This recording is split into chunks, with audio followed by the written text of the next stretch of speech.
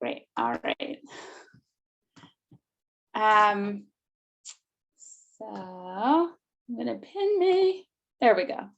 All right. So welcome everybody to our November. Oh my goodness, is it already November 2021 HIPL statewide call? It's so good to see all of you on the call tonight. My name is Dory Chandler. I'm the interim executive director for HIPL. And on the call with me today, we have, let's see, Ray Wilson, our board chair, Elsa Barron, our HIPL Green Team Organizer. You can just kind of give a little wave or, yeah, there we go. And I believe Angie might be hidden in the background. Angie Wilford, our administrative director. And I think, oh, and there's Sarah Mundell, our Thriving Faith Communities coordinator. So it's really, really great. We have such a wonderful staff and team here at HIPL. I know we have a lot of, a couple of board members on the call. Lori, I see you. So thank you all for being here tonight at our statewide call. We're very excited for tonight's program. We're going to hear an update from Elsa, a little bit about her trip to COP26 in Glasgow, and we'll have some time for questions and to kind of talk through the experience and maybe hold space a little bit for the experience that Elsa had there. And we're going to also get a chance to learn together. We're really grateful to have Dr. Vamal Patel on tonight. I'll introduce him more formally in a little bit, and he's going to talk to us about environmental sustainability in Hinduism. So really, really excited about that. Before then, we've got sort of two pieces. One is that I'd love for all of us to introduce one another. So if you could, in the, let's see here, we might have a time for a quick go around, but I think in the chat, if you wouldn't mind posting your, from where you're from, maybe your faith tradition, and what your favorite Thanksgiving food item is. So, and we could take a couple too. So if someone wants to introduce themselves, we could do a little go around just to hear from folks where from Indiana you're from, maybe what faith tradition you identify with, and what foods in particular. So my name is Dory, and I was just reading a whole article about decolonializing your Thanksgiving, and one of the things that it shared was about thinking about the local foods, and really specifically what foods are originally from your area and bringing them in, endemic to your area, and bringing them into your Thanksgiving meal. So I'm really excited to maybe do some Three Sisters into my Thanksgiving meal. So anybody else want to kickstart us a little bit?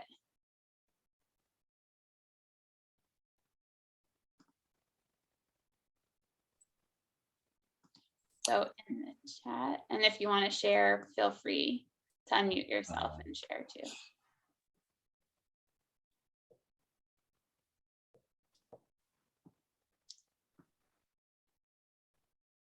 So Michael is sweet potatoes from Indy, yummy, yummy. And John Glick is from Potawatomi land, Brussels sprouts. We've got, oh, nice. Jean, what is in your mom's dressing?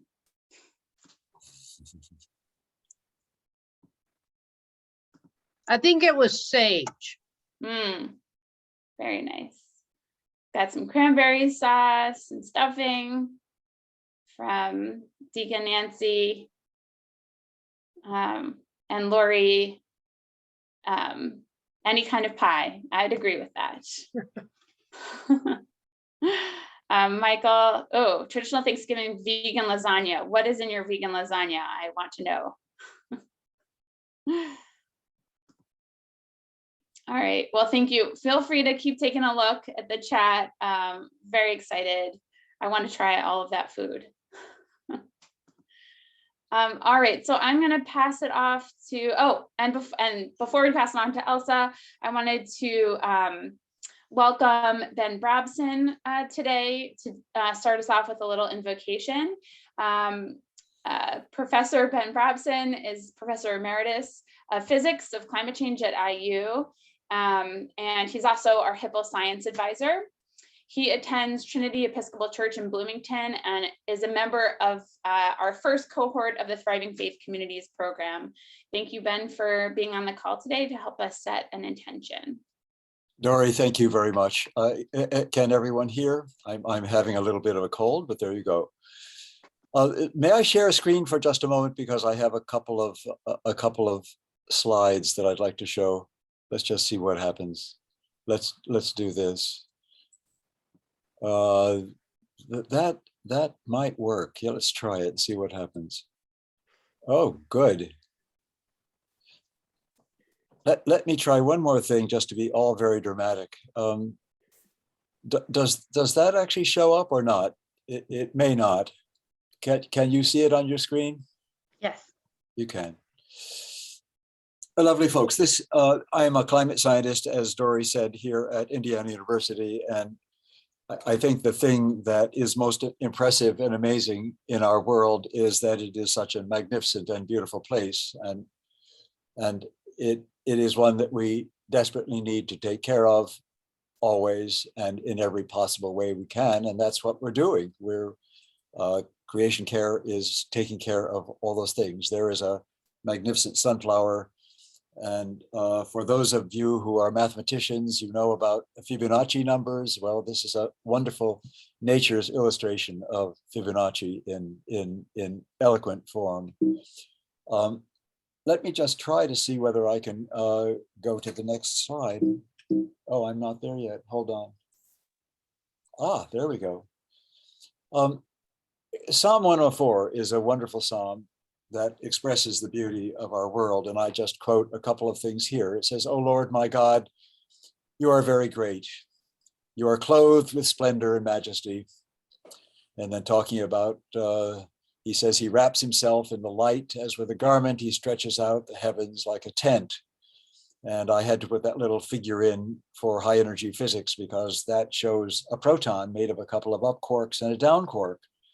And it's just overwhelming and amazing to me that that we are in a world that has beauty at all levels, high levels and low levels, in size and space. This is another piece of Psalm 104, talking about the beautiful well-watered trees, the cedars of Lebanon that God planted. There the birds make their nests. The stork has its home in the pine trees, and the high mountains belong to the wild goats. The crags are a refuge for the hyrax, and there they are, some little baby hyrax down there, which are these little stone badgers. So it is a wonderful world, and yet we, in the last 50 years or 200 years, in fact, have been producing some difficulties, which are major difficulties. They're problems, and we can solve those problems. And this just shows temperature in the 50s, and then in the 70s, and then in the early part of this century, and then finally in 2017 on the lower right. And you can see that there are parts of the world that are warming by degrees centigrade or Celsius as much as 4 degrees. And that's averaging to something like 1.1 degrees right now, but you can see that the problems are overwhelming. A lot of good things are going on, and since you're going to hear about COP26, I will skip this, but that is one of the many good things that I think we should keep in mind, and remembering that depression is not where we are. We are indeed working at many different levels on things that need to be done, and many of them are being very successful as we speak. That's very exciting. Quoting from one of my very favorite people, Scott Russell Sanders, here is his conservationist credo: "Our enormously productive but finite planet demands that we make caretaking our way of life, that we use the world's goods sparingly and respectfully, that we seek our spiritual satisfaction in art, friendship, community, useful work, the pursuit of knowledge, and the service of others. The earth needs our love and protection, and in return, it will continue giving us beauty, nurture, and joy. Finally, just a quote from Pope Francis. This is the beginning of his Laudato Si. He says, "Praise be to you, my Lord." In the words of this beautiful canticle, St. Francis of Assisi reminds us that our common home is like a sister with whom we share our life, and a beautiful mother who opens her arms to embrace us. Praise be to you, my Lord. Through our sister, Mother Earth, who sustains and governs us and who produces various fruit with colored flowers and herbs. Back to you, Dory. I'll stop sharing. Hold on. Let me just get, I have to remember how to get out of here. Okay, there we go. And then we will go back to unshare screen. Did I unshare properly? No, Yes, Ed. Okay, I think so. Well. at no, least not really. hold on. see it. Let me Okay. let me get rid of the screen share. At the top, there's a stop button. Oh, good, thank you. Screen share, stop, share, thank you. Done.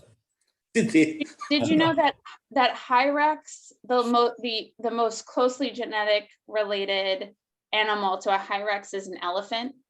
Ah, that is absolutely brilliant. I did read that and have forgotten to say that. That is Love that. wonderful. I love that weird That is fact. simply wonderful. Thank you so much, Ben. Great. So as Ben was saying, we just finished COP26, and as part of COP26, this past Friday, we at HIPL, with a number of faith leaders from around the state, delivered 840 signatures on our faith climate declaration to Governor Holcomb. It was really a spectacular event. We called on the governor and legislators to take action in the next legislative session. And if you didn't get a chance to see it, you can look at it on our Facebook page. Sarah live streamed the entire event, and we could post that link in the chat. And you can also go to our Facebook page. That even if you don't have a Facebook account, you can still see that. It's a public link. And that should also be available on our YouTube page soon as well. So I'm just posting that in the link in the chat. In addition, we had great media coverage of the event. So if you saw us, we were on WFYI, the State House Files, and the Indiana Economic Digest. Also saw us in the Tribune Star. So really, really exciting. We will deliver any additional signatures on the declaration. We have, I think, close to 910 so far, and we will send additional signatures in. So if you haven't gotten a chance to sign, or if you haven't shared that with your congregations, please do. We would, just keep on the pressure, keep adding pressure on. So here's a link to our declaration also in the chat. So updates from the road, we were really grateful that Elsa, our HIPL Green Team Organizer, spent the last 2 weeks in Glasgow attending COP26, which is the United Nations Climate Change Conference. She was there as a Christian climate observer as part of that program. And the goal of COP26, the summit, was to bring parties together to accelerate actions toward the goals of the Paris Agreement and the UN Framework Convention on Climate Change. This is a framework that has been going on since the Kyoto Protocol. It's a long process, obviously a challenging process in many ways, but also hopefully some hopeful messages and takeaways from that as well. Obviously, the realities on the ground were challenging, but I think it's important as members of the faith community to hold space for that and to hear about all the challenges and opportunities. So Elsa, I'll turn it over to you to give us a little update and share about your experience there. Yeah, thanks, Dory. And thanks for everyone for kind of supporting me through the journey as well. It was certainly an experience, certainly overwhelming. There were probably 50 events going on at any given time that you could have gone to. So it was hard to even track everything that was happening at COP. But a couple days out, it's a little bit easier to process what went on. So I'll kind of talk about what happened at a diplomatic level in terms of the decisions that were made and the high level conversations that took place. And then also what happened at a civil society level, since I was there under the term of other observers coming from different civil society groups. And, we weren't making decisions, but we're very active in other parts of the process. So in terms of the diplomacy that happened and the decisions that were made, there were really strong agreements right from the get-go on deforestation and methane reduction, which are certainly very exciting. And people also are saying signal more of an acknowledgement of the importance of conservation and biodiversity in the climate conversation, not just emissions. Obviously, forests are important carbon sinks, but they're also really beautiful hosts of biodiversity. So that's maybe getting more of a seat at the table, which is exciting. There was pretty strong signaling against fossil fuels, although the final language ended up being weaker due to a last minute objection by India and kind of a change of the language from phasing, in particular reference to coal, from phasing down to phasing out, or from phasing out to phasing down. But there's still some pretty strong signaling that we're moving away from fossil fuels, even though the focus was more on coal than oil and gas, probably for some geopolitical reasons in terms of which powerful countries have and rely on oil and gas. There were some unexpected but exciting net zero commitments from India as well. The US and China made a joint agreement, also kind of unexpected out of this. So there's some really great positives. I will say Pacific Island nations in the final sessions made very passionate pleas for stronger commitments because their nations are literally at risk of being underwater given the track that we're on. And Climate Action Tracker has calculated their projections that with the stronger commitments at COP26, we're still headed towards 2.4 degrees Celsius of warming by 2100, which is a degree above the target that we set with the Paris Agreement. So there's, we didn't quite reach that ambitious goal that we set for ourselves. And maybe I shouldn't even say ambitious goal because it's really about survival. On the civil society level, there was a lot happening too. There were activists from around the world who got connected at COP26 in the blue zone, which is the UN diplomatic zone, also the green zone, which is the civil society zone, the New York Times Hub, People's Climate Summit. There was stuff happening all over the place. There were a lot of interfaith events, which was exciting to see. One event featured Sikh, Jewish, Christian, nature worship communities, in conversation, in panel conversation at a very high level from around the world. The faith cohort made up an entire of the 100,000 person march that took place on Saturday, November 6th. So there was like a really strong and exciting faith presence that I think was unexpected to a lot of people, to see so many people of faith marching for climate justice. There were prayer vigils and ecological worship services. There was just a lot happening.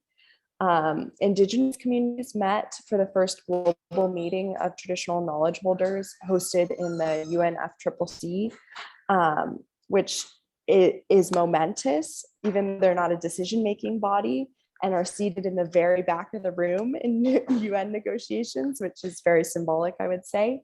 It was amazing that there was the first global meeting of those knowledge holders to share traditional practices on their lands. Activists on the last day of COP26, civil society walked out of the blue zone in protest and joined up with other protesters on the outside to say, heading towards 2.4 degrees of warming. Like that's still not enough. We need stronger commitments. There's a lot more to do. And there's a lot of grief for communities who are facing really, really, really upsetting losses and damages. The COP president, Alex Sharma, teared up in the final session. And I think he tried to kind of say like, oh, I'm tired. There's, this is a hard process to go through. To kind of like, it's hard for public figures, I think, to show emotion in that way, but I think so genuine and so needed. He got a round of applause for his tears because I think it reflected so much of what the world is feeling, what leaders in the decision-making rooms were feeling with the, we need even more action, we need even more commitments. So, I'll end there, and I'm very happy to take questions either now or via email, via any platform. I'm really excited to talk more about this. I also put together some perspectives of Indigenous youth activists, a faith-based activist who pilgrimaged to COP, and also a climate, someone who works in civil society in Rwanda on climate issues and also works with the Catholic Church. So if anyone's interested, I'll put the link to that podcast episode in the chat, where you can hear directly from those folks. So. Thank you so much, Elsa. I know it's late where you are. Elsa's calling in from Paris. And so we really appreciate you staying up late for this. We've also posted, in addition to your podcast episode, a blog article that you wrote called "America's Role is Humility." So I would definitely recommend checking both of those out. Does anybody have any questions for Elsa?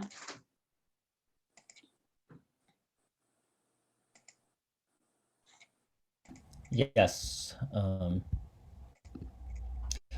If I may. Yeah, go for it. Sorry, late in the day, I don't remember a whole lot of detail right now. I have been surprised at how little. I've been surprised at how little analysis I've seen in the press and the news after COP26. I knew what was happening. I saw a fair amount of stories about it in the lead up and a little bit during it, but I've seen very little analysis following. And the one piece that really caught my eye, is the analysis was it was a failure because it didn't agree to reach the levels of the Paris Climate Accord, and isn't they didn't reach any kind of binding agreements. That was discouraging to see, to say the least. I'm wondering if you would disagree. Yeah. Well, the good and bad news on that front is that definitely there were never expected to be binding agreements, which is part of the challenge of the COP process. There really have never been effective binding commitments. So you see a lot of these agreements. Take, for example, the agreement to end deforestation by 2030. That's amazing. That's really exciting. Now it's up to nations to actually put that into practice. And that's where the hard work starts. And so it was never anticipated that there would be binding agreements coming out of COP. It's one of the critiques that a lot of activists have of the UN process, is that, how do you actually hold nations accountable, especially those nations like my nation, the United States, like our nation, that is also disproportionately responsible for creating some of these problems. How do you hold them accountable to what we've agreed to do? But that's a whole different conversation. In terms of what was actually agreed upon then, in these non-binding but very important statements from nations around the world, when it adds up to still 2.4 degrees of warming, that's a whole lot better than it could be. You know, like there are some projections in the early IPCC reports, there were projections headed towards 8 degrees of warming. That's unimaginable. So to see 2.4 is, you know, that's a big difference. 2.4 degrees of warming is, yeah, what is it? Do you have something else to say, Ben? No, just one other comment. It is exactly right that that Rabbi Justin is pointing out that there has been negative points of view. There have been negative points of view. Several things did happen, and you mentioned several of them, Elsa. Among them was an establishment of new rules, it turns out, for the CO2 offsets, worldwide offset rules. Now, this turns out to be really, really important in the short term and also in the long term. That is, up until now, the rules have not been well defined, and people have been double dipping, and other things have been happening.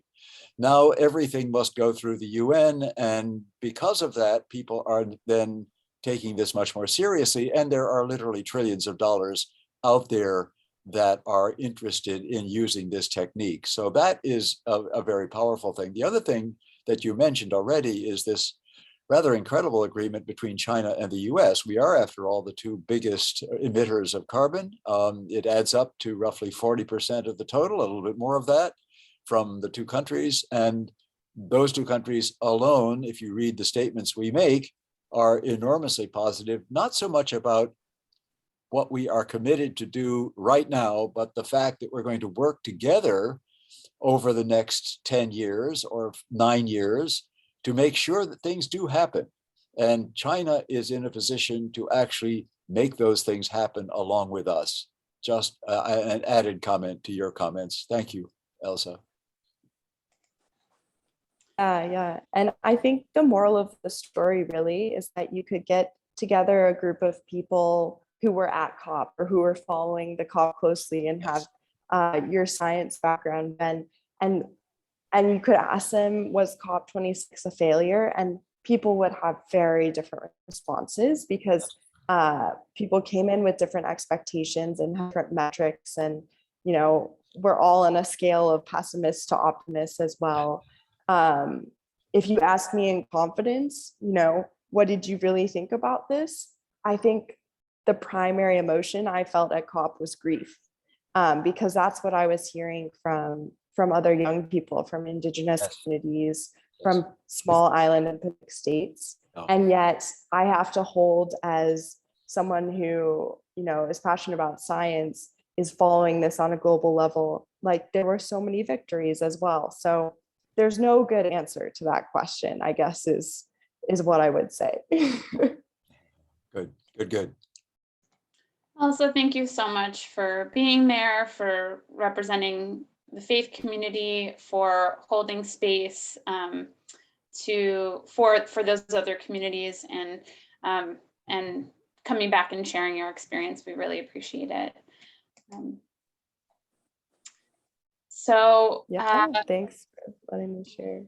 So one of the things that you shared yesterday when we were debriefing a little bit was how impactful hearing about what we were doing in Indiana really was for you also, because Indiana, I think we're the 8th largest consumer of fossil fuels in the United States, somewhere around that. And so our impact is really great when we can actually shift and make a difference. And seeing the delivery of our faith climate declaration and our faith commitments to this, I think, is a really big part of that puzzle. So to talk a little bit about that part of the puzzle and to give us another faith perspective, I really am excited to welcome Dr. Vamal Patel. Dr. Patel is a professor emeritus from IU School of Medicine, where he taught classes including nutritional biochemistry and neuropathology for 34 years. He is an expert on Ayurvedic medicine and the history of medicine, and a board member for the Center for Interfaith Cooperation. He's a founding member of the Hindu Temple of Central Indiana and a member of the Indiana Region Hindu Swayam Sangh. And he was also a participating faith leader in our climate declaration this last Friday, and will speak to us today about Hindu Dharma in relation to environmental sustainability and what we can do to be part of the solution. So thank you so much, Dr. Patel, for joining us. We're really, really excited to have you here, and excited to learn from you. Namaste, everyone. Can you hear me? Yes. Yeah. So I think I have been retired for 14 plus years. I am at 82 years old, so my memory is a little bit waning, so to speak. But I see Elsa here, so I want to begin by saying thank you, Elsa, to introduce to our group, and it has been my passion to really learn as much as I can about the changes that are occurring. And I'm also a trustee of Hindu University of America, and one of the emphasis we have in our university is how do we begin to talk about sustainable development, or what is the relationship of our thoughts or our knowledge system and our worldviews on the sustainability issues that we are observing right now. So this is not the first time that the sustainability issue has come. If you go back, so I have asked few questions. Let me just begin by asking a question. So one of the most important things that we just discussed, that all of us are beginning to see the untoward impact of what we have been doing for last, let's say, couple of thousand years, or perhaps at least last 1500 years, and particularly in last 200 years, as Professor Brabson mentioned. So if you look at the very foundational mistake that we may have made, now these are my suggestion or the Hindu way of looking at things, so you don't have to get stuck to it, all right? This is how I look at it. It's a one man's perspective, but also a Hindu community perspective. So I'm representing the Hindu way of looking at the world. So when you ask that question, maybe you can, Dory, you can share the first couple of slides, and then I may not use most of the slide because we have a constraint of time.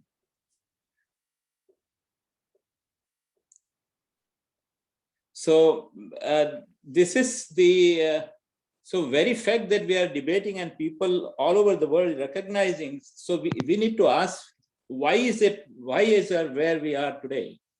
So one of the things that as a teacher and as a university educator, we look at the education system. So from the Hindu Dharma, the very word Dharma means sustainable, that which sustain. So there is no real translation, English translation for word Dharma. And that is why you have a lot of confusion about so-called Hinduism. Hinduism is not really a ism as you understand in the Abrahamic tradition. But so these two axioms that we have began after the industrialization and the colonization and all the domination that happened by the cultures that wanted to dominate the less scientifically evolved cultures, perhaps. Even that is not really true, but that was the viewpoint of dominating culture. So false axiom that is promoted by that particular way of looking at the world, where the pursuit of happiness is best accomplished through stoking and satisfying never-ending desire of latent desire. The so-called the greed is good rule. And a second false axiom is supremacism. In other words, life is a competitive game in which those who have gained an advantage can possess, enslave, and exploit animals, nature, and the disadvantage for the pursuit of happiness. The might is right rule kind of thing. So from the Hindu perspective or Hindu civilizational perspective, let me give my own story as to how I looked at that from my childhood. Let me give you just one example as to how, after we look at the Hindu perspective of how we look at the world. Next, second slide, please. I'll relate the story to my own upbringing and how I looked at the worldview at very young age. So the Hindu Dharma Vedic-based axioms might be very useful for us as a humanity to revitalize global civilization, perhaps. So this axiom of inner peace, the pursuit of happiness is best achieved by the seeking it within ourselves, the self-mastery rule. And the axiom of homo ahimsa. Ahimsa, I'm sure everybody knows. Even though it is it is translated as non-violence, it's much deeper than that. I don't have time to really explain the nuance of the ahimsa, but simply put it, the Vasudhaiva Kutumbakam is the principle that comes from the oldest known literature to mankind, Rig Veda. Veda itself means knowledge. So our culture is a knowledge-based culture. And in that, it says the entire cosmos is one family, in which we each bring out unique skills to give all we can, receive all we need, and become all we are. The vitality code. Also, some of the Westerners have called it the vitality code rule. Now, let me explain this from my own perspective as a child and what I went through the education system as a child. I was 6 years old when I went to the first kindergarten school. And the first day I was taught the importance of learning from our parents. And this again is coming from the Vedic literature. The 4 sentences that I learned that I have never forgotten in my life, that has guided me, my living style or lifestyle here in this country as well as in India. And that is, the first thing we learned was the respect for mother. So in Sanskrit it is called Matru Devo Bhava. Mother is your first godly teacher, so to speak. Then Pitru Devo Bhava, the second sentence. That is to say, father is your second teacher. Then Acharya Devo Bhava, the actual teacher or the school teacher is like a god. And then finally, Atithi Devo Bhava. That means anybody who teaches you something, a stranger who comes and shows you something new or something you learn from them, he is also godly. And as you might have noted, when I greeted you by Namaste, it is actually reflecting that very principle that I am bowing down to you. The divinity in you is, a divinity in me is bowing down to divinity in you without looking at all the other external features. So I'm trying to connect with you at a very deep level. And then the 5th sentence that I had learned in my first grade was this Vasudhaiva Kutumbakam. The entire cosmos is one family. Now, this again comes from the Vedic literature or Vedic Vedas. It comes from Atharva Veda, one of the Vedas of 4 Vedas, where it says the entire cosmos is one needam. Needam is nest. So that's where the derivation of Vasudhaiva Kutumbakam comes. So here, one of the outcome of that is, maybe Dory, next win, please. So let me tell you a very story that sort of tell us from between the action that we have been following for last 1500 years or so, and particularly for last couple hundred years. And the action that the the only surviving culture out of 46 known culture of the world, the only continuously living culture remaining today is a Hindu culture or the Vedic culture. And obviously we can debate why it is so, but we don't have time for that. But just to illustrate the two philosophical differences, this story will tell you much more than I can explain. So in May of 1953, for the first time, two men stepped on the summit of Mount Everest. Edmund Hillary and Hindu Sherpa Tenzing Norgay. While Hillary used that moment to hoist his national flag, Tenzing, a Hindu Sherpa, kneeled and touched the top of the summit with his head with humility and reverence, and adorned his head with the dust of the summit. Now, you can infer however you would like to, but this is a vivid example of two visions of man's relations with nature, of two philosophies and of two lifestyles. One vision highlights man's quest to explore, conquer, and rule over nature, and the other treats nature as mother, and man and every other living being and non-living entities as the children of nature, with man willingly and lovingly sharing lap of Mother Nature with fellow beings. It is this second vision that is embedded in the millennia-old Hindu way of life and has survived the test of time and still flourishing in the present world. Next. So just to sum it up, so to speak, every aspect of Hindu culture, its scriptures, philosophy, science, arts, music, lifestyle, ceremonies, festivals, and temple architectures permeates with this vision. So this evolution of this way of thinking goes back to the perception of the natural order of cosmos by ancient rishis and sages of Indian subcontinent.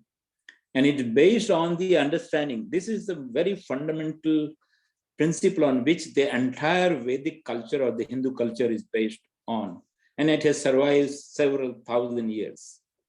In fact, you will have to forget what you have been taught by the Western colonizing entities called so British Raj, for example. The academic work that they have done is really totally half true or untrue and fabricated in many cases. So we should really suspend our disbelief and then try to learn from insider perspective or the people with the hermeneutics of love and care. So I am a practicing Hindu, so I'm telling you that. So this very principle of oneness of the self or consciousness and the manifested cosmos, including man, known as Atman Brahman Aikyam, creation in Hindu thought is represented by this principle, the intrinsic attributes of Satyam, Gnanam, and Antam. Satyam means, which is Brahman, the entire, these three principles together called Brahman, meaning infinite existence, knowledge, and power to do. And that is potentially in every one of us. And the entire process, how to evolve, is derived from this. The science of yoga, the science of consciousness, is based on these principles, and we have a process how you can evolve from the animalistic instinct to more of what it is to be human being. Next, please. So what is the relation between protecting the environment and Hindu teaching? So Hindu Dharma is not a religion, as I said, as understood by Abrahamic tradition, where creator and creation are separate. In Hindu worldview, godliness, consciousness, awareness principle pervade the entire cosmos, and everything is interconnected and interdependent. Every action you have, every actions will have its inviolable consequence. As you should, it's so well-known principle that all religion, I think, understand. As you sow, so shall you reap.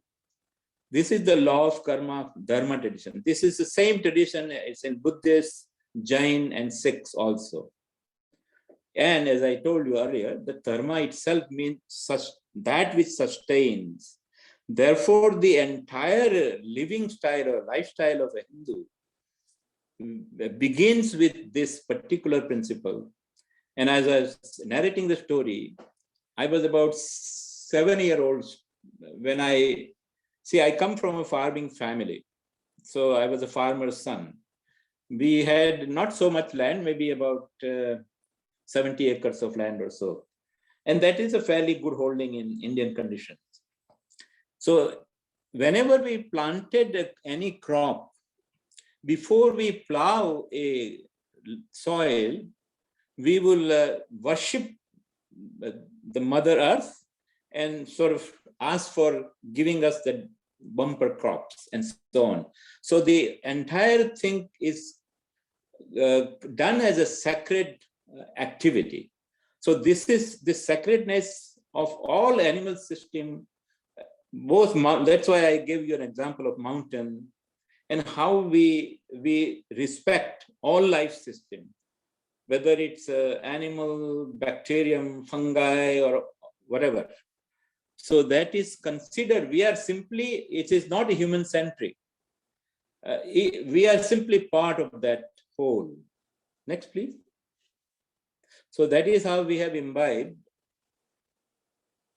So if you were to sum it up in terms of the elixir of the entire knowledge system and the practice of Hindu thoughts that we imbibe in everyday living, as I said, in fact, here after I get up from my bed, I usually pray to the Mother Earth that I forgive me for what am I about to walk on you. And then my entire kind of daily activity will ensue. And all of us have sort of a kind of temple in the home. The entire home is made into temple, where we are continuously reminded that you are part of the whole. So this, again, I want to share how this principle has been lived by ordinary people. This is an actual instance that took place in one of the villages in Rajasthan. The village name is Gujarati, some 400 kilometers south of New Delhi. In the year 1730, as you can read, the king of Jodhpur sent a platoon of people to cut down a grove of trees that was so revered by the people of that village, because the king wanted to expand his palace. A lady from the village went and protested and said, "You can't cut these trees." It's a very touching story, but in order to just bring the highlights that we want to do, the point that I want to make. And the leader of the platoon said, "We have order from Maharaja." Maharaja means the great king, to cut these trees, and so don't attempt to stop us. To that she said, she really make a racket, and she made such a big resistance. And she said, "You first cut me, and then the trees." And she created such a racket that they really cut her and killed her. Then 2 of her daughters came to save the trees, and they cut them too.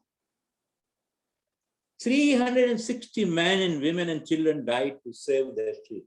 Of course, they could not cut those trees. The lessons from all of this took for us: no government, no law, no court of justice, no theory, no intellectuals can produce this kind of reverence for nature. This reverence for nature is a consciousness which is deeper than reason, deeper than intellect, deeper than discourses. So this is the kind of thing we have to really come to bring ourselves to change our way of looking at. We have to create this kind of consciousness. That is the lifestyle change we have to do to really reverse what we are saying. And let me just give you some, I know Elsa didn't quote, so I'll have to, there is a book written by, from the village or from the city that Professor Brabson comes from, that is Bloomington. A fellow named, maybe Professor Brabson might know him, a Glenn Mercer. He has written a book called Food is Climate. And I just want to see how cruel we have become, because our interest is not so much in looking at and creating a balance in the nature, but only we are driven by the economic gain, right? So he writes, I'll just read a couple, 3 paragraphs or so. He says, veganism is the Swiss Army knife of the future. One instrument solves our ethical, economical, and environmental, water, health, and sustainability problem, and ends animal cruelty forever. He just gives a statistics, which is very revealing. In human history, only 100 billion people have ever lived. 7.9 billion are alive today. And we humans torture and kill 2 billion land animals every week, and stab and suffocate 1 billion ocean animals every 3 hours. Trillions of fish are grounded up into pellets to feed the livestock. Please remember that. Vegetarian cows are now the world's largest ocean predator. The oceans are dying in our time. In this generation, all our fisheries will be dead. Oceans, the lungs, and the arteries of the earth sequester more CO2 than all the forest and the world combined. Every second breath of oxygen we absorb comes from marine photosynthesizers, phytoplankton, and seaweeds. And we treat this gracious life support system as a private pantry and public toilet. Adding insult to injury, our poisonous agricultural runoff creates hypoxic dead zones, killing all our fellow creatures who live there. 10,000 entire species are wiped out every year because of the action of one species, that is us. We are now facing the 6th mass extinction in cosmological history. If any other organism did this, a biologist would call it a virus. It is a monstrous crime against humanity of unimaginable proportion. Meat is not an industry. It is an atrocity, a squalid, cruel bacchanalia of luxury. It has no place in civilized society. And just to give you one statistic there, and I'll stop because we are running out of time. We'll leave some time for questioning. See, the conference that we have had was focused only on fossil fuel and the climate warming gases coming from there. 87% of the climate warming gases are coming from animal agriculture. 37% of the surface of planet without the ice, if you remove the ice, is essentially used for producing feed for animal, which only produce 2% of the food for us. The answer is in front of us, but we have been barking at the wrong tree. All this agreement that people are making are really not looking at the cow in the room that is producing methane and carbon dioxide, nitrous oxide, and all that gas warming on a short-term basis, if you were to look at it. Methane is 120 times more climate warming than carbon dioxide. So we need to really rethink our approaches. And we don't have to really wait till the government and this so-called all the organizers come together.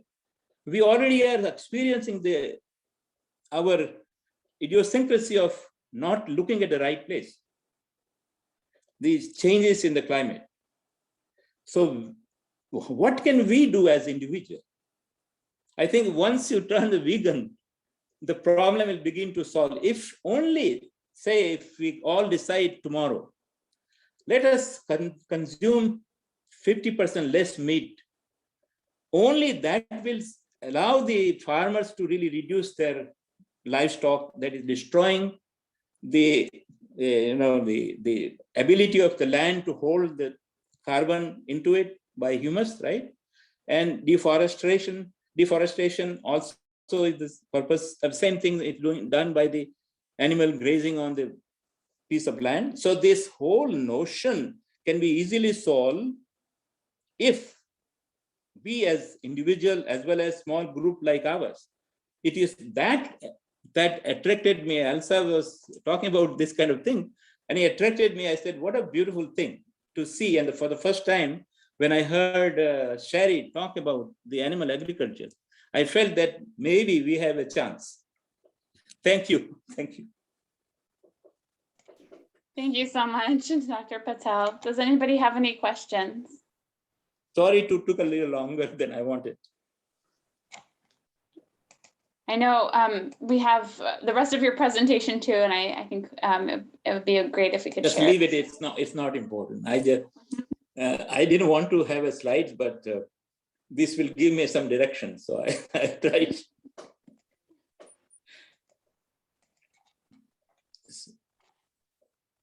So any questions, please? I think Elsa and I can answer the question.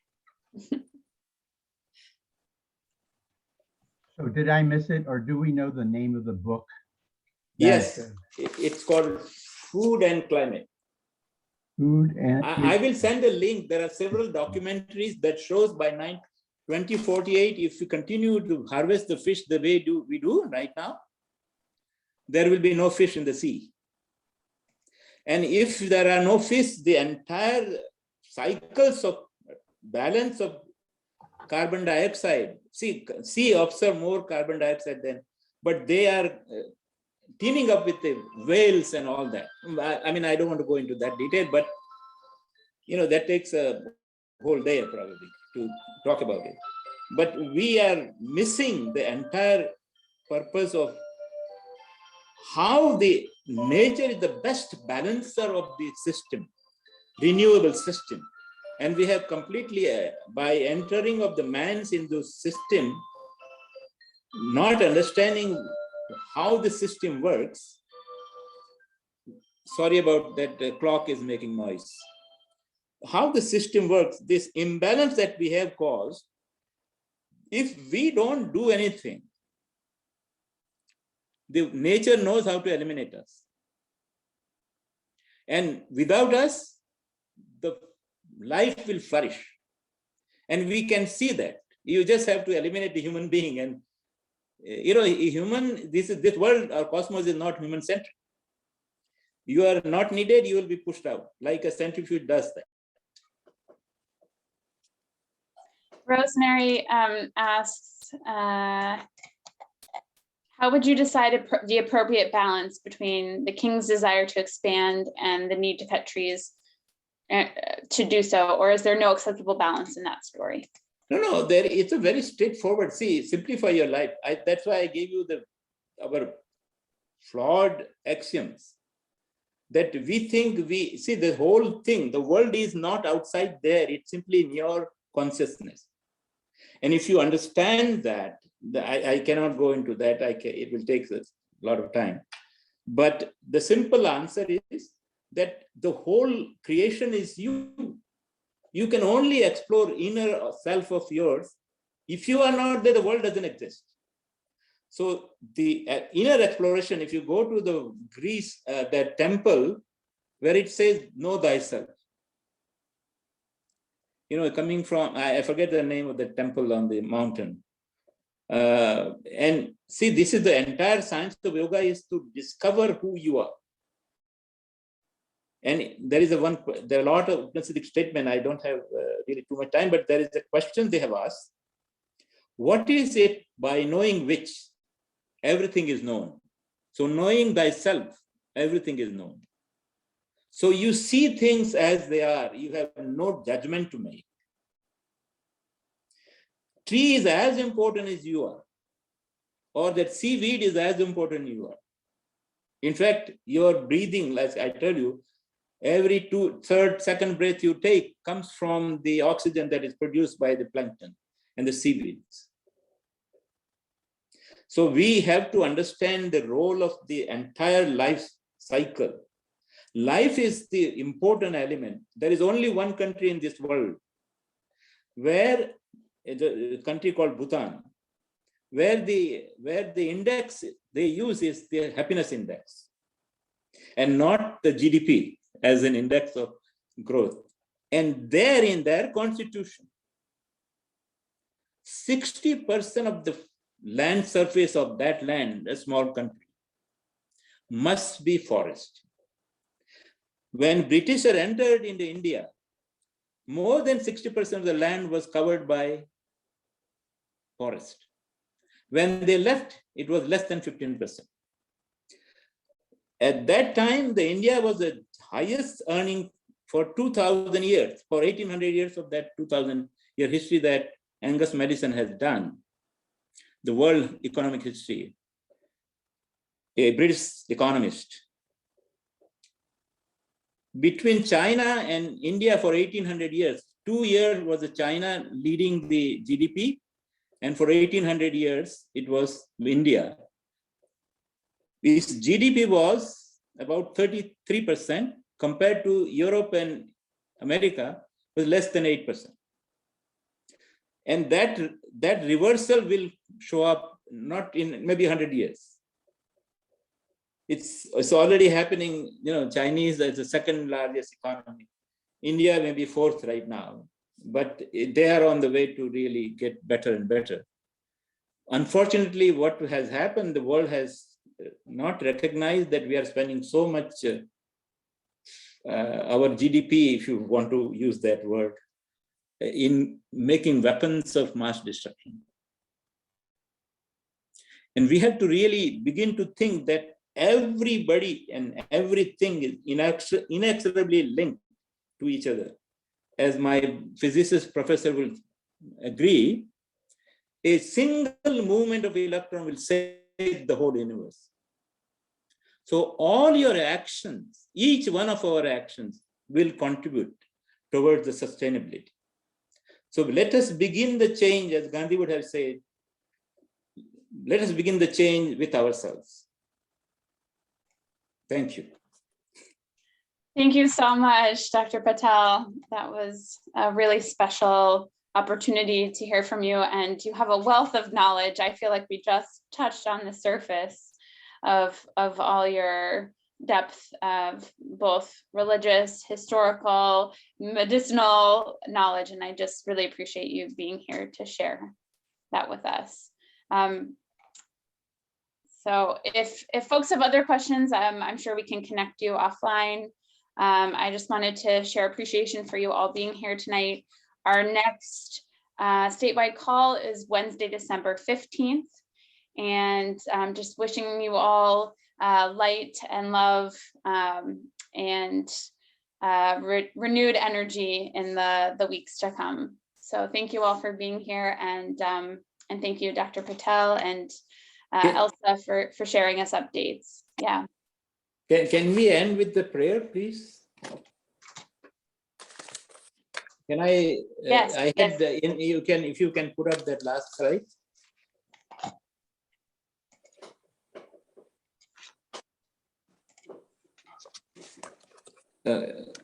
Yes, I will put it right up. So I can. I'll just. This is something I had learned as a child. Om Asato Ma Sadgamaya Tamaso Ma Jyotirgamaya Mrityorma Mritam Gamaya.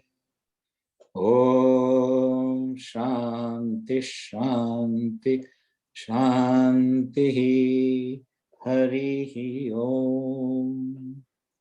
May we all progress from lower truths to higher truths. May we all progress from darkness of ignorance to light of knowledge and wisdom. May we all move from mortal body consciousness to the immortal self-consciousness. Let there be peace amongst us, among all faiths, amongst all the creatures of the cosmos.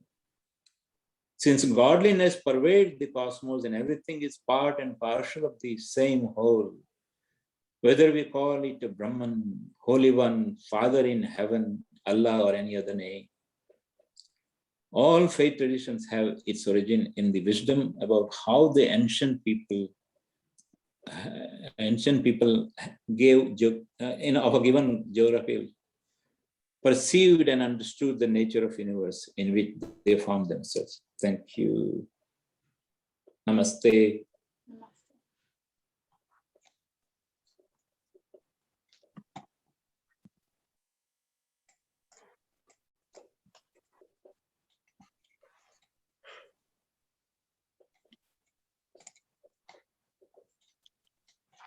Thank you, everybody. Have a great Thank evening. Thank you, you. everybody. Have a wonderful Thanksgiving.